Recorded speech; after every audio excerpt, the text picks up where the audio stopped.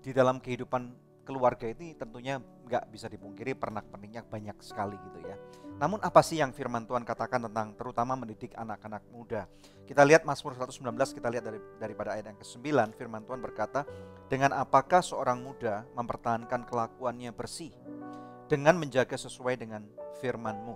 Nah, makanya orang tua dengan acara ini kami ingin mendorong setiap Anda untuk kita selalu harus ingat bahwa yang pertama, bahwa pendidikan yang terbaik ini bukan di sekolah, bukan di universitas, tetapi pendidikan yang terbaik adalah di dalam rumah tangga kita.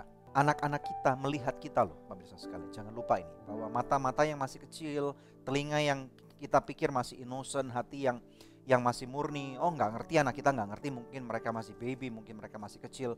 Jangan pernah menganggap remeh usia-usia muda mereka. Karena justru pada waktu usia muda, seperti yang banyak pemirsa dengar bahwa anak-anak seperti sebuah kertas putih, kalau misalnya kita salah nulis atau salah memberikan impresi, maka di dalam benak pikiran mereka ada satu bagian di dalam otak manusia namanya hipokampus ya. Ini akan terekam dengan baik menjadi memori yang long term gitu. Sehingga pada waktu ada berkenaan tepat pada waktunya berurusan dengan kehidupan mereka, long term memory ini akan keluar dan akan menjadi satu pola patron yang sudah menjadi kultur di dalam kehidupan mereka dan sangat sukar untuk dirubah, pemirsa sekalian.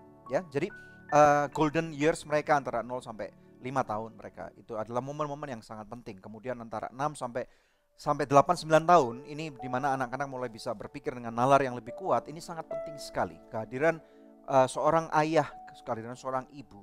Dan kemudian pada waktu mereka bertanya, siapa yang menjawabnya? Apakah orang lain yang tidak mengerti tentang kultur budaya, tentang firman Tuhan misalnya, atau orang tuanya?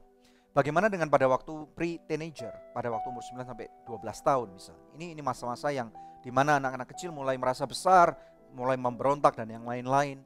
Terutama kemudian pada waktu usia 13 sampai 19 tahun misalnya ya. Masa-masa yang sangat krusial sehingga banyak di masa-masa ini anak-anak yang kemudian lari dari rumah melihat bahwa ternyata orang tua tidak menjadi contoh yang baik.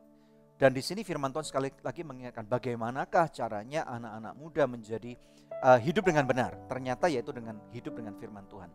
Nah, berbicara dengan Anda tentunya kita tahu kita nggak bisa cuma menyalahkan orang tua kita.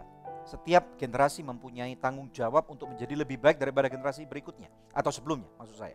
Nah, makanya daripada itu kembali kepada firman Tuhan yuk. Karena firman Tuhan sudah teruji loh. Ribuan tahun baik oleh raja, ilmuwan, dokter, siapapun juga termasuk orang-orang biasa sekalipun, orang-orang yang menjalankan firman Tuhan tidak pernah saya mendengar mereka menyesal menghidupi firman Tuhan. Tetapi ternyata orang-orang yang memilih untuk meninggalkan firman Tuhan, meninggalkan persekutuan dengan orang-orang benar di dalam gereja, ternyata di akhir kehidupannya banyak daripada mereka yang menyesal. Karena waktu gak bisa kembali, pemirsa sekalian. Tetapi Tuhan pemilik waktu, dan ada satu ayat firman Tuhan mengatakan Tuhan Yesus sama kemarin, hari ini, dan selama-lamanya.